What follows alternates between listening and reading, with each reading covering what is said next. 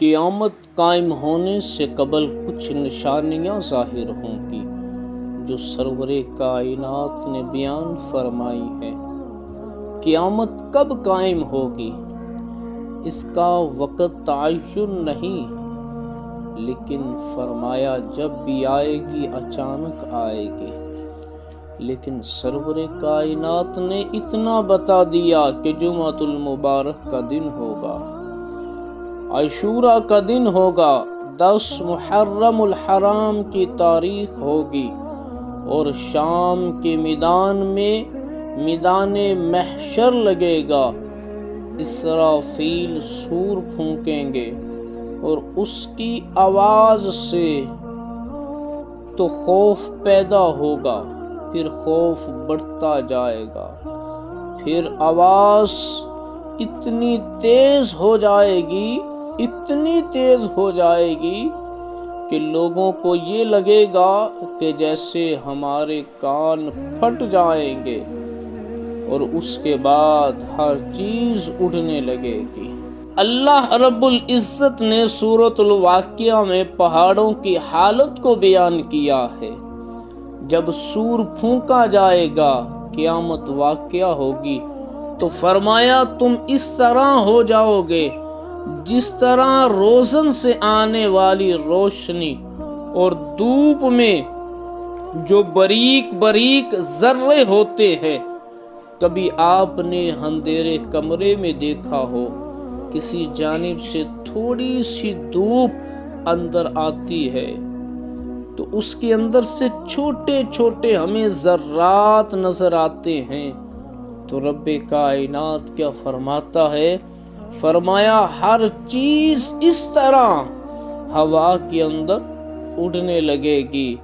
اور میرے بھائیو، اتنا زوردار جھٹکا لگے گا، انسان کو وہ جھٹکا زمین سے کھینچ کر باہر لے آئے گا۔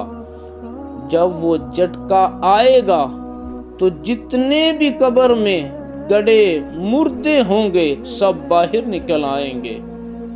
اس جھٹکے کو اللہ تعالی نے بیان فرمایا، اذا زلزلت الارض زلزالها واخرجت الارض اثقالها، جب زمین سارے بوجھ اگل دے گی حتیٰ کہ درخت جڑوں سمیت باہر آ جائیں گے، پہاڑ اپنی تمام قوتوں کے باوجود جڑوں سمیت باہر آ جائیں گے، اور جتنی بھی زمین کے اندر خزانے ہیں وہ بھی زمین باہر اگل دے گی۔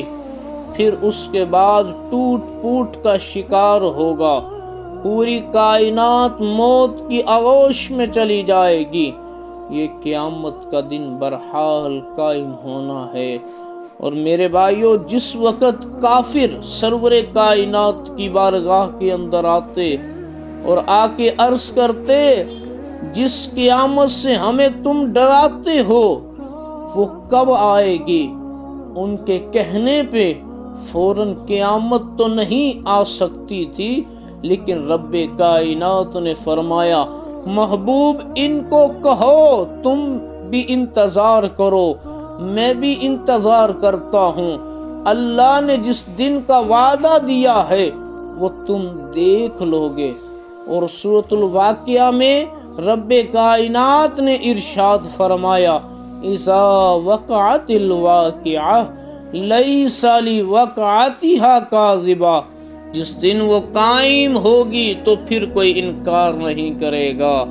آج میرے بھائیوں، کوئی بھی کسی مذہب سے تعلق رکھنے والا ہے، عقیدے سے تعلق رکھنے والا ہے، کسی فرقے سے تعلق رکھنے والا ہے، وہ موت کا انکار نہیں کرتا، لیکن آج جس طرح موت کا انکار نہیں کیا جاتا، ایک دن ایسا بھی آئے گا کہ لوگ قیامت کا بھی انکار نہیں کریں گے۔ آئیے میں آپ کو ایک بادشاہ کا واقعہ سناتا ہوں۔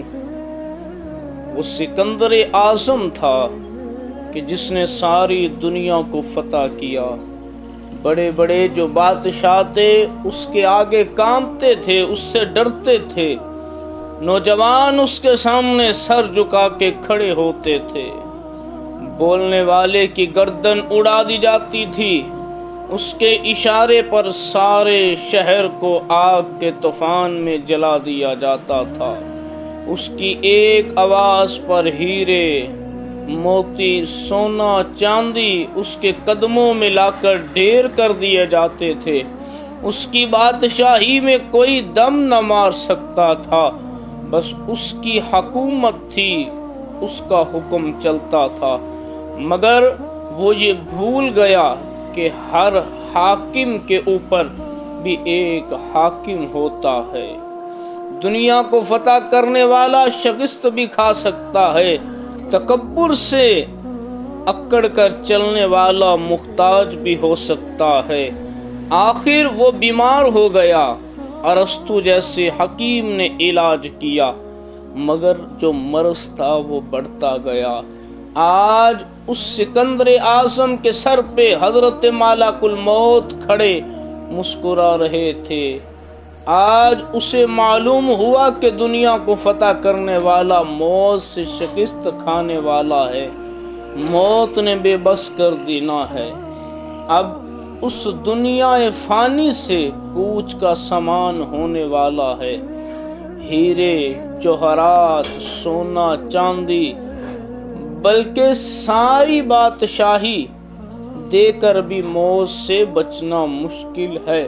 اس نے اپنے استاد ارسطو کو بلایا اور کہا، جب میں موت کے بے رحم پنجوں میں جگڑا جاؤں، جب موت مجھے شکست دے دے اور مجھے کفن پہنایا جائے، میرا جنازہ اٹھایا جائے، تو میرے دونوں ہاتھوں کو کفن سے باہر نکال دینا کہ یہ دنیا والے عبرت حاصل کریں اور اپنی دولت پہ مان نہ کریں، سونے چاندی کی محبت سے خدا کو بھول نہ جائیں، اپنی حکومت کے نشے میں مست ہو کر غریبوں پر ظلم نہ کریں۔